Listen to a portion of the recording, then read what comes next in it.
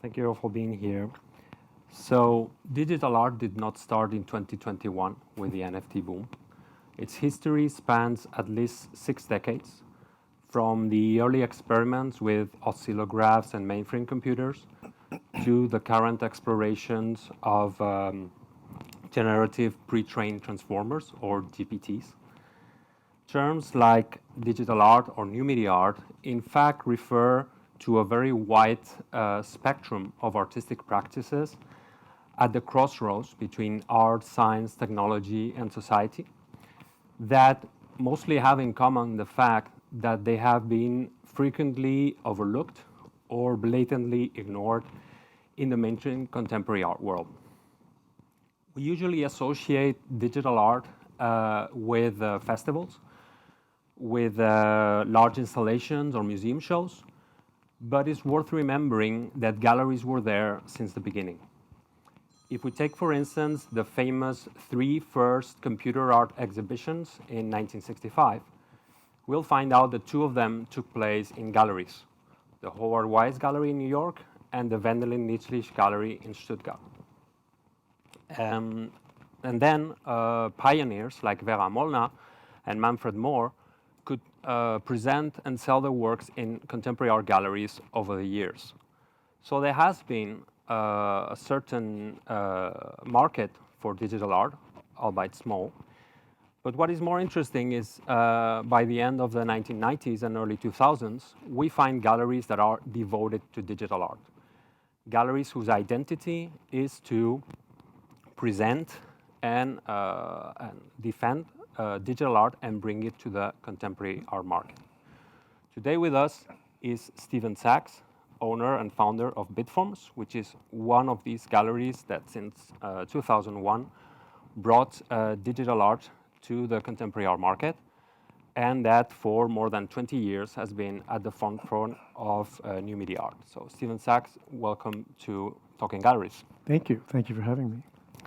So 20 plus years, we have a lot of history to cover and only 1 hour. Yes.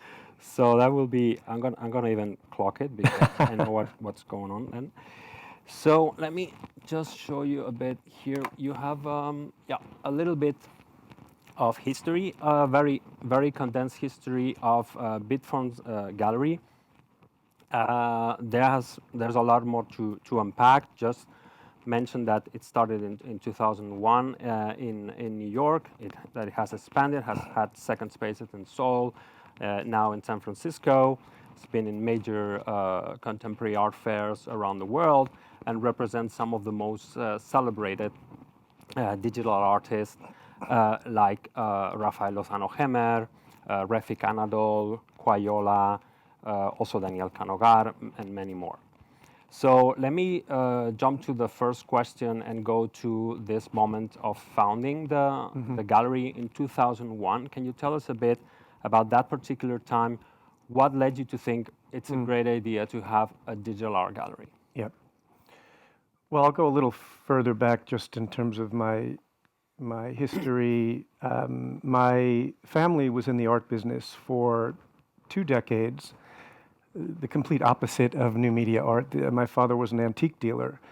So I always had an appreciation and a sense of art as art objects, but also understanding art as a business from a very early age. So that kind of just was in my blood and in my life, so I was always connected to that. In the mid-90s, I started a company called Digital Pulp, where I was the creative director, and it was a very unique company at the time. It was right at the moment when the dot-com boom was happening, and companies didn't really know how to integrate their businesses into these models. So this Digital Pulp company was an interesting merger of branding, marketing, completely devoted to this new dot-com business that was happening. So as the creative director, I worked very closely with the artists and also the technology people, because this was the first time there was this merger of those two worlds in this type of company. So that was incredibly exciting to me, and I saw amazing things happen. The problem was everything was always dictated by the client. It was a commercial venture, and in the end, if they said, okay, we want this blue, you have to make it blue, and you can only fight so hard before they cancel the contract. So after 5 years, it was very successful. We grew to like 50 people. I actually decided to resign from that business. Not actually knowing what I was going to do, but I knew what I loved about that experience, which was this merger of the creative process with new technologies.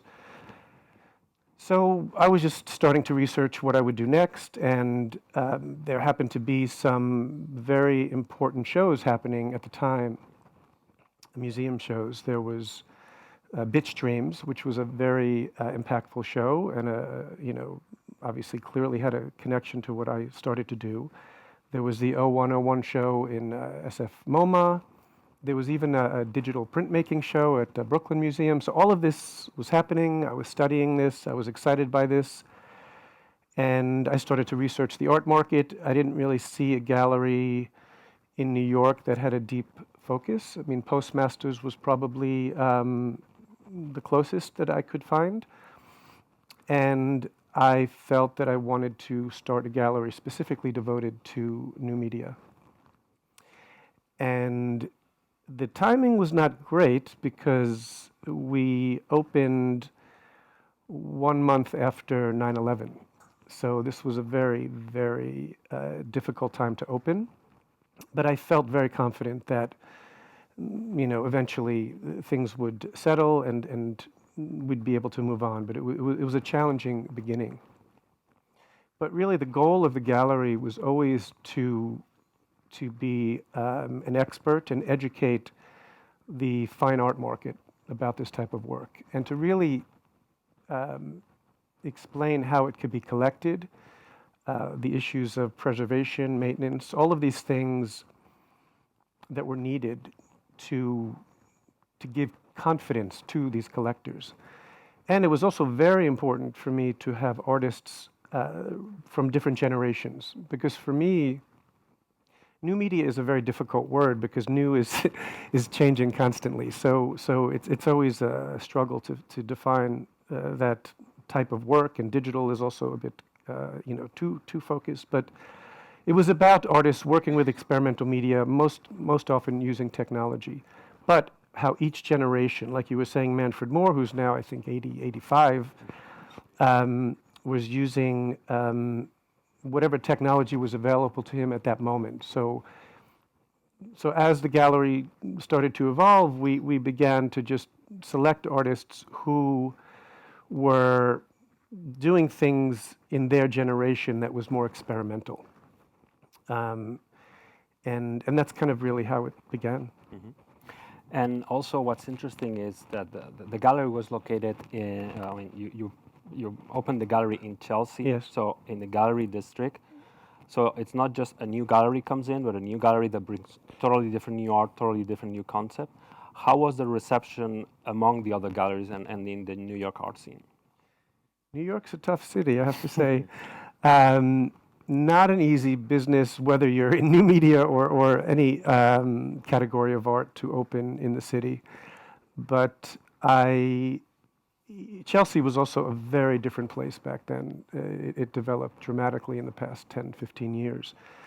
But again, I had a very specific vision. I really had an instinct that this would become successful. I knew it wouldn't be easy.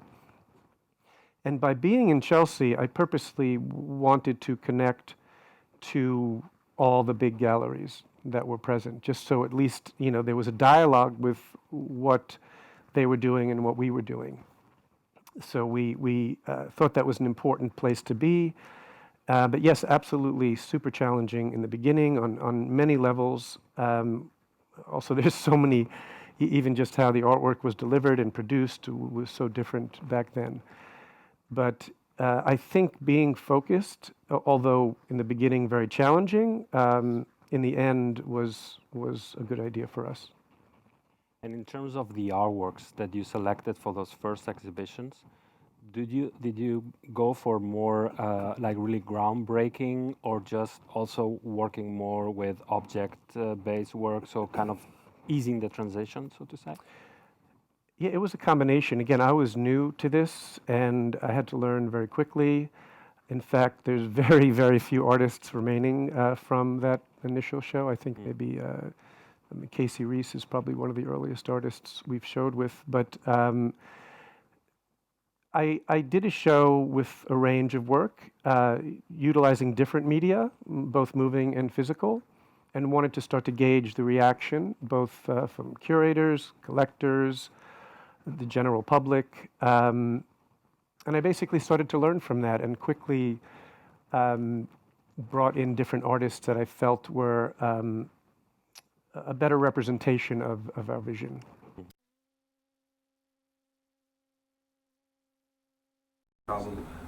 Where or in what environment have you felt most at home, like most well received, would you say? Well, New York, I think certainly in the beginning. I mean, we're much more global now than we were for many reasons. We had this experimental program in Seoul, Korea, which was an interesting couple of years. I think we were a bit too early in that. I think now is actually a better time to go.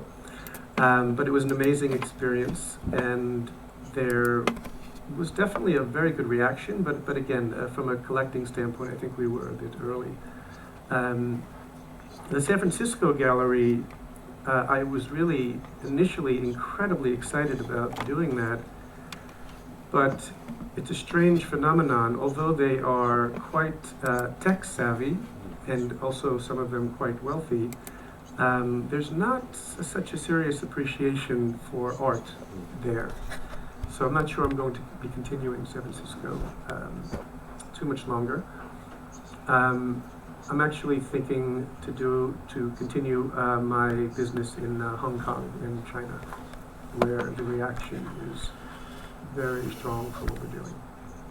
Yeah, it's interesting that there has been this expectation that addressing people from the tech world would maybe kind of, they might be more familiar with it, but that's not always the case. So. Well, interesting phenomenon, I think. I mean, this is my theory, I don't know if it's correct, but a lot of the clients that we have are corporate clients, very big corporate clients, and they've been collecting work for generations as an inspiration to the culture of the employees that come in. There really is not one post-internet company in San Francisco that has a collection. So all of these young, smart people who are interested in technology, potentially art, they weren't given that opportunity to appreciate it, understand it, potentially support it. And I think that had an impact because I've been going there a long time. And again, yes, you'd think obviously that community would be very interested. And weirdly, the works that I had on view there were typically sold to collectors that were not in San Francisco. So yeah, I gave it a shot, but I think we're probably going to move on soon. And then another demographic that is usually expected to be more receptive to digital art is younger collectors. How has that been in your experience? You know, I get that a lot in terms of who my demographic is, and I really don't have a great answer for that. It's not something super specific. It could be anyone from a super traditional collector who just happens to really be interested in something. Now, I'm sure we'll get to the conversation about NFTs. That's a whole different dialogue, which, yes, are very different collectors. But in general, yeah, it's across the board, really. Yeah, it's true that we tend to see digital art as this one big block. Well, there are many different ways of creating it. There are different styles of different artists with different narratives. So that might, of course. Yeah, and also the physicality. Of course, we're selling sculpture and prints, and paintings and photographs. Again, for us, it's about the process and the concept, and doing things in say, non-traditional ways. So the output, yes, can easily be something that has very traditional media qualities. You talked in the beginning about this connection with the artist, working with the artist. So, for instance, we have this work here by Rafael Lozano-Hemmer, who is well known for making large installations in public spaces. He brought this interactive installation to bitforms. I wonder, how is the process to work with the artist on one to bring it to the gallery space and to the market space, and all that is involved in actually setting up an exhibition?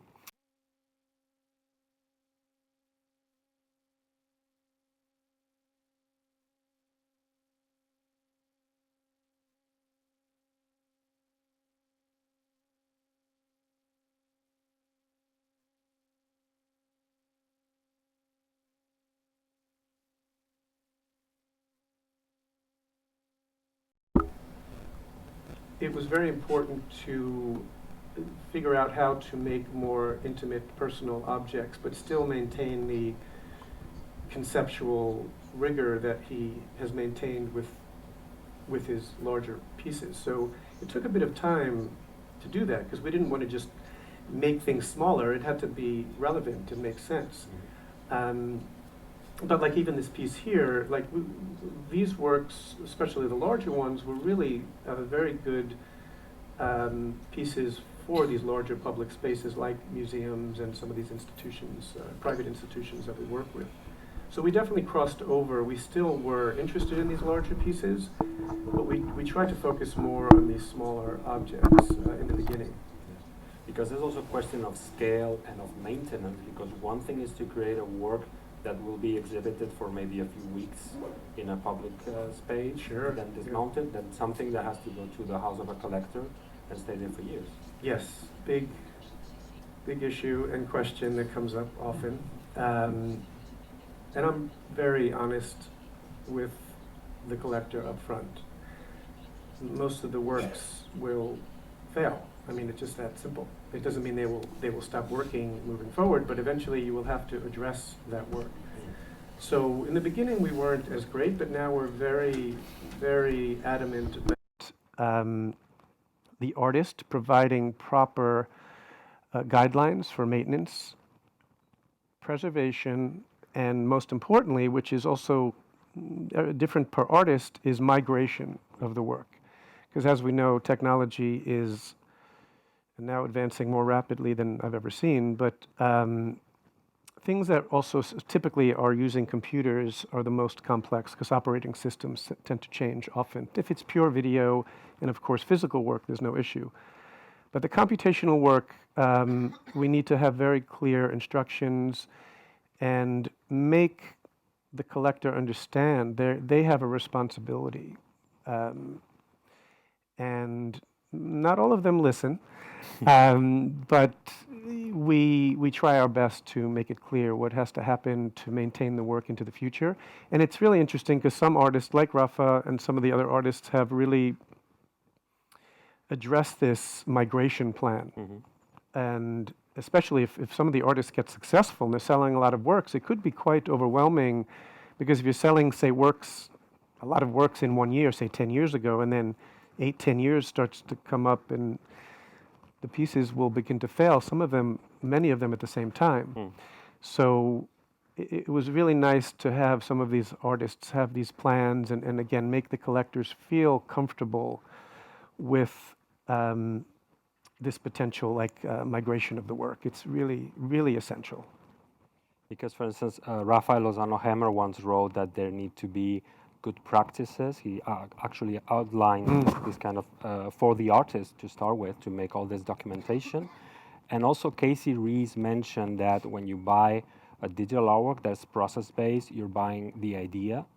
So if you have a good description of the idea, it might be reprogrammed, it might be remade. So it's more like buying a Sol-Lewitt drawing, something more conceptual. So maybe I guess it's a combination of having this these good practices and the collector really understanding what they're buying, because I think they're collectors buying performance, and I don't think they have much of a problem with that. Yeah, but that's not it's a difficult market as well, performance. But yeah, the Sol-Lewitt example is great. I mean, instructions-based work It's exactly what a lot of software art is. But the difference is the presentation and how that's done, um, you know, can change quite a bit over time. Even the simple idea of a resolution upgrade. Now, of course, we went to HD, 4K. Now there's 8K. What does that mean? Like, these things need to be addressed and understood. And as you said, like some of these artists are quite smart at giving an understanding of what the vision and conceptual idea needs to be even 20, 30, 40, 50 years from now. One of the things we have here, work by Manfred Moore. You all have already worked with pioneers. So, and you mentioned the different generations. How would you say has been the reception to these different generations in general? Well, again, it depends on the time. I mean, right now it's an unusual time because of what happened with this NFT madness. So I think it's just important for people to understand, like you're saying, this didn't start a few years ago. It started, well, Manfred and Vera, of course, were two really, really early pioneers in the 60s and 70s.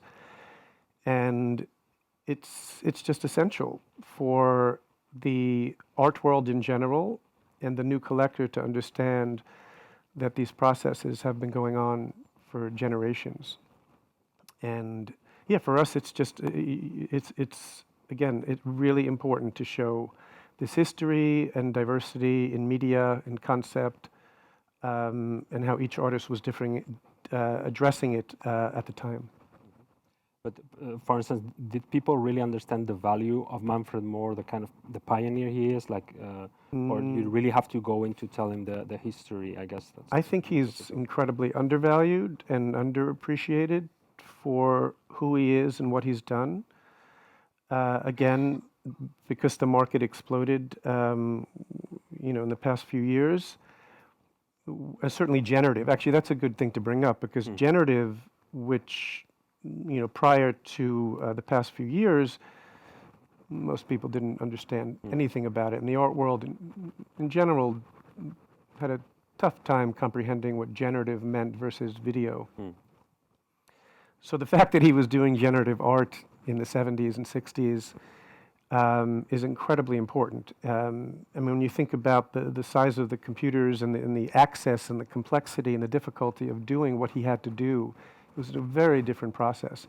In fact, as you see here, I mean, most of the work up until a certain point couldn't be on a screen. It wasn't possible.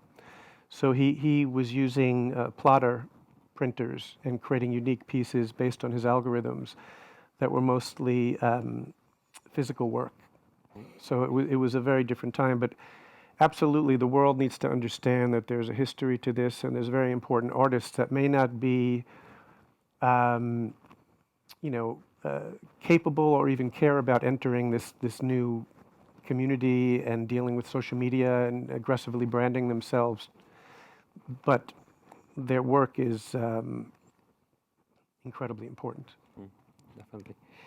Another aspect I'd like to mention is from the beginning, you were already also working with your artists into different ways of selling software art, and you had this vision already 20 years ago of a future in which collectors would have a screen at home and they could see different artworks.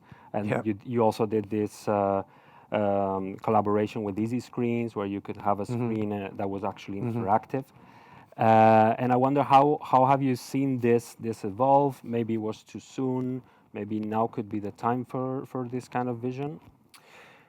Definitely it was too soon, as usual, but the great news is people have now caught up. Yeah, the concept to me was quite obvious, to have a devoted screen that I call it really unframed work. So the work can be scalable as long as the specifications are correct, and as long as the artist is comfortable with having other works showing on the screen. And it really, from a collecting standpoint, if you're interested in moving image work, you don't typically want to have 10, 20 screens in your home, it's a bit overwhelming. So having 1 or 2, 3 screens and different orientations, but with many pieces, is really the best way to do it. And Niio, as you know well, came along a few years ago, actually more than a few years ago when we met them. And that was a system that really understood the idea of managing, collecting, and preserving this type of work on a devoted screen. And it allowed collectors to basically pick and select and choose works, even in different homes, if they have screens in different homes. So these things are essential, I think, for the collector. And it is definitely becoming more accepted. Back then, this easy screen thing, I even barely remembered that. I can't believe you remembered that. Yeah, I do. Yeah, that was a bit early. But now, it's and also the quality of the screens are so much better. They're much more elegant in terms of presentation. I'm a big believer in that, especially also most urban apartments are not very big. Even my very big collectors, I mean, there's only so many walls they have. So having single screens with many pieces is quite nice for the collector. In that sense, I remember the collector Alain Servet once said there was coming like a glut where people could not buy physical art anymore. It was his idea that then digital would come in. But it's also true, right, that there's not so much space, and we live also in a society that needs constant change and constant renewal. So maybe that's one of the ways in which digital art can come in to bring a different experience. Yeah, it's also exciting, I think, for the collector to curate and decide what's showing. It's a little more involved and personal, I think. But it absolutely is something we've been pushing for many years, and is much more popular than it was when we first started thinking about it. This image here we have is a show at bitforms, Casey Reese, Jensen Werner, which works with cinema and AI. So you have been working for a long time with artists that were already experimenting with these technologies that now are more mainstream. And I was wondering, now that there's so much talk about AI in the arts, how do you see it from that perspective that you have? Well, yeah, AI, it's complicated, and it's I think it's moving actually too quickly for artists to even become fluid and an expert before it changes to the next version. But from a cultural perspective, AI is definitely complex and could have issues in terms of just in general the workforce and replacing people, etc. But in art, I do think right now, I can't predict what's going to happen, but right now I do believe it's an incredible creative partner for the artist, and they're all doing it in very different ways.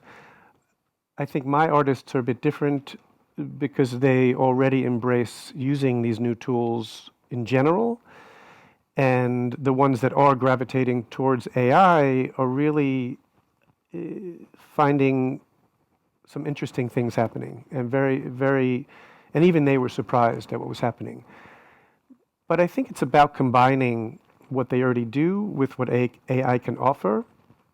And then that could become anything. It could, of course, become moving image. We also have artists, of course, doing sculpture and everything else. So again, just like what we've been doing for decades, what is the latest tool that allows the artist to produce things that maybe was not possible in the past? And that's exactly what's happening now. So for me, it's incredibly exciting, but it's quite overwhelming how fast it's moving. And you also mentioned how generative art became popular nowadays with NFTs. I have the feeling that there is not a proper understanding of what generative art is, because in the world of NFTs, it has become a way of owning something that is unique but is part of a series. because it's basically this basic based on combination. Mm. And I was wondering also this about AI, if from your experience when collectors come in, when they might be interested when they hear about all of this, if they really understand what it is about. Well, they definitely understand more than they did. I mean, there's all different categories of generative, but I think generative was probably the most interesting thing that happened at the gallery in terms of its integration into the fine art world, because video had been around for many years, but this idea of a piece that was alive, that was dealing with all different types of data, that was changing based on the concept and whatever input the artist was deciding was necessary for the work, that was truly a very new way of experiencing art. To live with something that's never the same, until you finally get that and you actually kind of live with it for a little bit, it's hard to explain that feeling and the connection to the work. And that definitely was quite special, and it's really neat how it's now evolving with AI as well. But some of the artists do use generative, like Rafik Anadol and Quayola. Yeah. But the final output is controlled. They become more of the director and decide what is that loop, the length of the loop that is required for the work. So sometimes it is live, sometimes it is a fixed output that is video. And also in many cases, also we do interactive work as well, which is responding to the presence of people in the room. Actually, we could say Rafik Anadol has contributed a lot to making people aware and more understanding of AI art, and showing how alluring it can be, how interesting, also conceptually. I was also interested in how it is working with artists like Rafik, also Rafael Lozano Jimenez, big artists. There are many works around the world, and as a gallery to represent them, that must be also a challenge, I believe. Yeah, well, Rafik is quite big right now. No, it's incredible how quickly he grew. I think part of his success, though, was that he did a lot of very substantial, large-scale installations, which, of course, then gets translated to social media, and then beyond just the physical people seeing it, many more people are seeing it. So I think the artists that have been able to do very large-scale work have been able to reach audiences faster and have more of an impact. The other thing that's happened, and some of them are quite bad, but are these large-scale ticketed experiences, which also is fairly new. It didn't exist when we first started the gallery, and it's pretty much, immersive digital media. A lot of it is incredibly commercial and not conceptually interesting, but some can be. But I see this trend as something that's interesting, and if done well, is something also that the artists can benefit from, and the gallery can, of course, benefit, because then there'll be more exposure, and then people will want to acquire smaller pieces that they could experience in their home. In terms also of the reception of the general public, I remember, for instance, years ago, you were at the Arco Art Fair in Madrid. You were showing Daniel Rosin, super successful with his interactive mirrors. And I was also wondering about this experience when you go out to an art fair, when you're confronted with the public. Sometimes, as you might remember, fairs like Arco had this black box environment. Yes. And how has that evolved? If you feel like now galleries are more integrated into the general offering of the art fairs, and also, well, your experience in general around the world with this. Yeah, no, I have a first-hand experience just recently, because I did Singapore Art Fair last year with Rafik, and they also had it kind of isolated in a section just for media and digital, and I'm actually not a fan of that. And I think I may have convinced them to change it for their next art fair. I think it should be integrated for many reasons. I think, again, educating the more traditional collectors that this is art. It's just a different type of art, a different media. And once you put it in its own section, which is maybe a reason why it's taken so long for this to evolve. There's a different dialogue. There's some, fear maybe of people going there. They don't understand it. So I think the art fairs should start to integrate this just as they would any gallery. Definitely. Here we have also an exhibition you had with Beryl Corot, who's a pioneer of video art. I was also interested in this relationship also with digital art and also video art, and this combination of also some art practices that are a bit closer to what the contemporary world is generally familiarized with, and how does it work? Yeah, well, this piece actually was purchased by the MoMA. It's a very famous piece called Text and Commentary.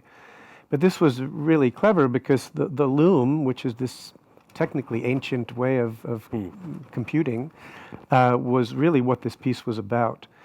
And this is a very good example of when we sold this piece, very specific instructions on how it has to be presented. Even the screens, how they are cut out, having a wall, having the distance of the textiles in front of it. This was essential to the experience. This clearly is more difficult for a private collector, but this is a great example of merging the two worlds of physical and digital, and having a conceptually, rigorous piece that merges those two worlds. And in that sense, what is your experience with institutions? Do you feel they're now more aware of digital art and maybe more knowledgeable when they approach to collect? I should be careful. I'm at MACBA, but I think they were very, very slow. And a great example, again, you look at Rafiq's show at the MoMA, they just don't want to end it. They keep extending the show because it brings in more people than they've ever seen. Yeah. So, and most of the artists, Rafa, even Rosen, the artists, when they show in the museum, and the museum takes care and does these immersive installations, and it just tends to get a lot more attention. But for some reason, it took a long time for them to embrace that. But it's absolutely better than it was.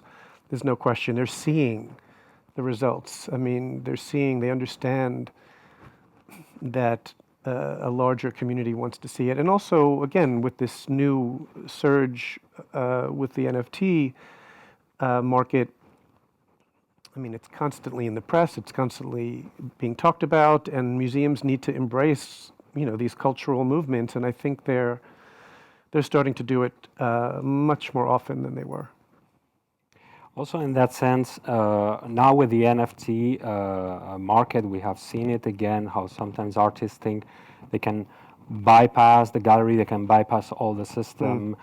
Just as net artists tried it at some time, there has been this different test. But I remember precisely Rafael Lozano-Hemmer once telling me, look, he said, it's fine, I did all these installations, I was in Ars Electronica a number of times, prices, etc. But it says, if your work is not in a museum, you won't be remembered.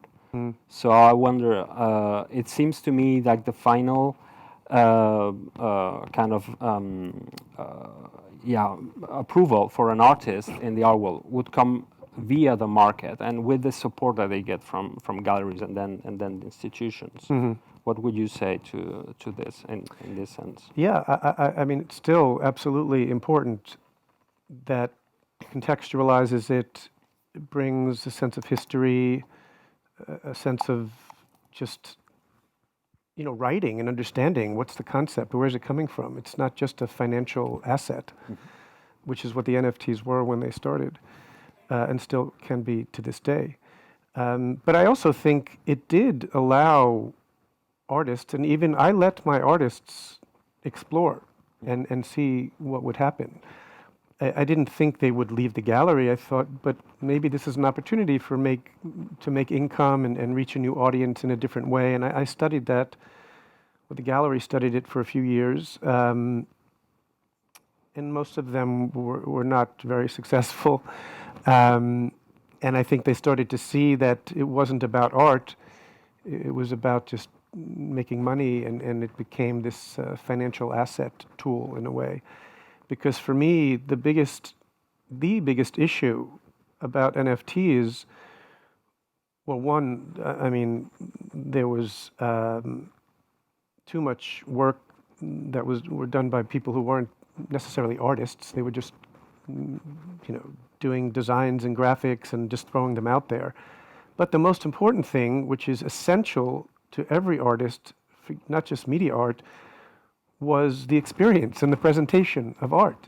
I mean, that was completely discarded. And that was actually made me quite nervous for the art world in general. To show your collection on your phone was, to me, insane. I couldn't understand that. So again, the artists went through these different platforms and they experimented. Some of them made some money. But now that it has, the crypto market crashed, things are now stabilizing. There are some interesting opportunities now that are happening where there's much more sensitivity and thought given to what the work could be like on the blockchain and what an NFT can actually do to help maybe give confidence to collectors. But it's not the art, it's just the contract that relates to the art. Because most of the works that my artists show cannot live on chain, it's not possible. And also, although I love art blocks, which is incredibly successful, art blocks there's quite a few constraints for the artists when they have to work with that system. And can be successful, but to me, constraints are the antithesis of art. I mean, art should have no constraints. So we're now finding these platforms and partners we're working with that allow the artist to do as they please, but also connect to this new NFT community in ways that, really support the artist's vision. Yeah, because I mean, my feeling is most of the NFT scene is too much sale-oriented, so everything is shaped in the way of a sale. But you have also platforms like Feral File, which is based on curated exhibition, and maybe they try different things. So also with people like Pace now having their NFT space, do you think this kind of settles it for NFTs? Like it's going to stay, that this is going to be more something that remains?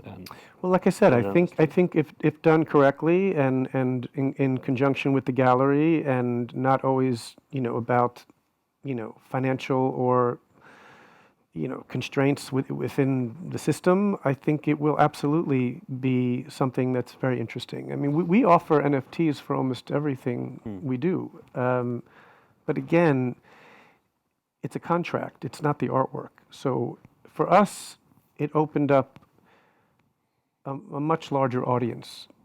I mean, my audience was this big, and now it's this big. Now, of course, they're not all art collectors that expanded, but a lot can be, and they will be if they're educated. So I'm a believer in it, but it definitely, things need to be adjusted, and again, it still needs to be about presentation and what's important to the artist. Exactly. And then I believe among our audience, we have also contemporary art gallerists who might be interested in digital art, but they might see as this is far too much ahead of what they're doing, or far too far away from what they know, what their collectors know.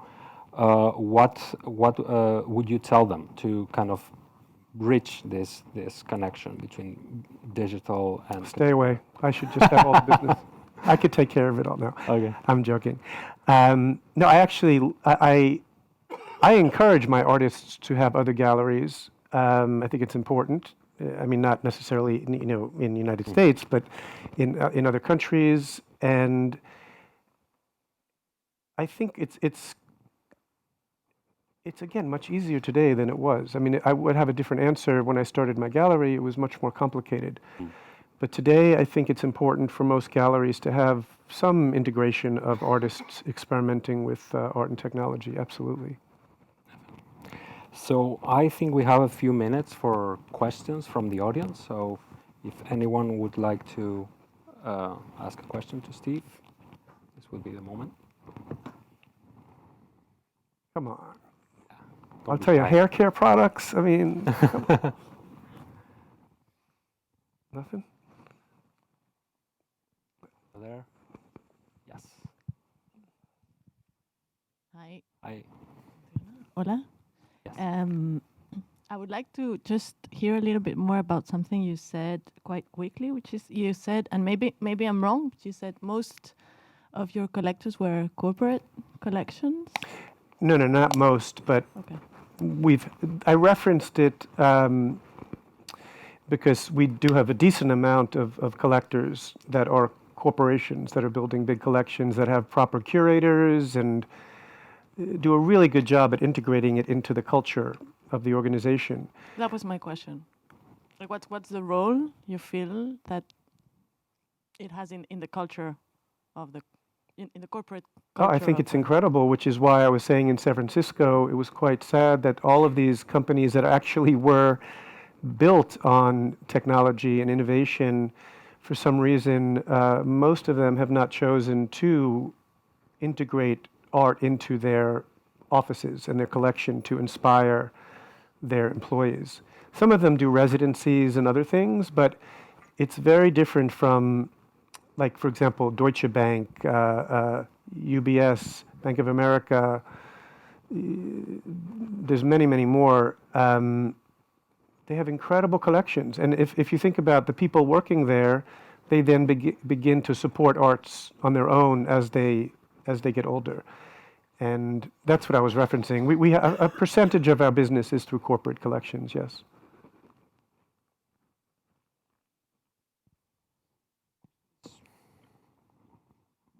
Thank you. Is there a significant change of audiences through digital art and immersive art? A different, say that again? So audiences in art were quite stable for a long while. Mhm. Is digital art transforming this in terms of creating new audiences, new publics? Not new collectors, maybe. Yeah, well, I think, as I mentioned, the trend towards these large-scale ticketed experiences is definitely something I haven't seen before at this scale.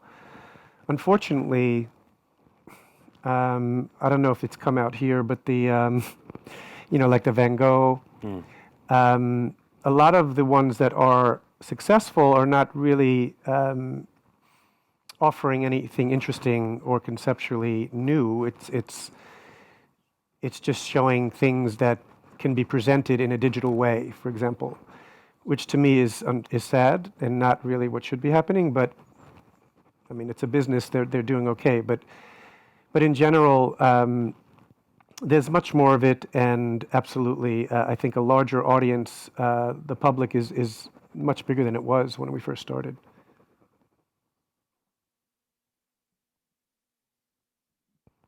Hi.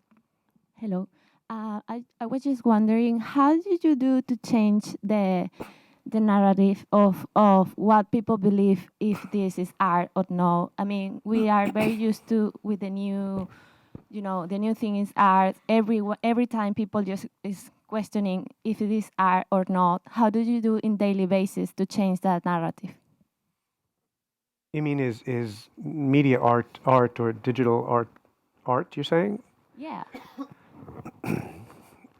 I mean, it's really about how people respond to it. Art is about addressing things that are happening in the culture and society. So if digital has been embraced in a way that it has been, artists are just going to use it, and I think people will accept it. Of course, the only reason that it's complicated is because in some cases,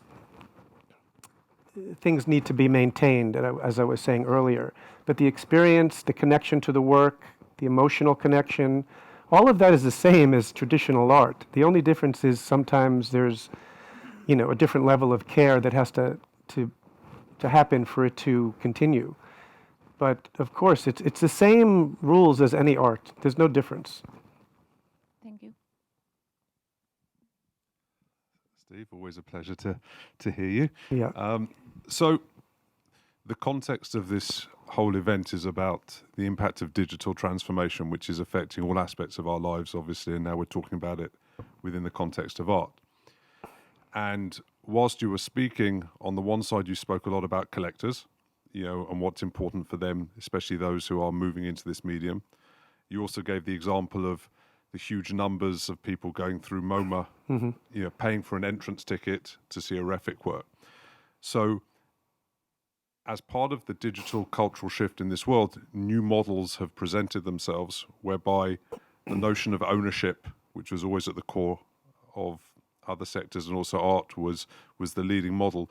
To what extent has this medium expands and is more broadly accepted? Do you see new models which will ultimately enable artists to earn from showing their work beyond the traditional notion of just owning a piece? You mean like Niio? No, but it's true. Niio is a good example of different opportunities where artists can do things, both commissioning and subscriptions. But actually, we did, even just now, I just got a project for Crayola, and they actually don't want to buy the piece. They want to license it for 10 years. So yes, these different models are happening because some people don't need to collect. They just want that experience to be part of their space, and they're not interested in maybe selling this in the future or maintaining it. They probably have some type of system where they want to change the work every 5 years or 10 years. So we have worked with some situations where they do want to license it for the artist, which it can be interesting as well.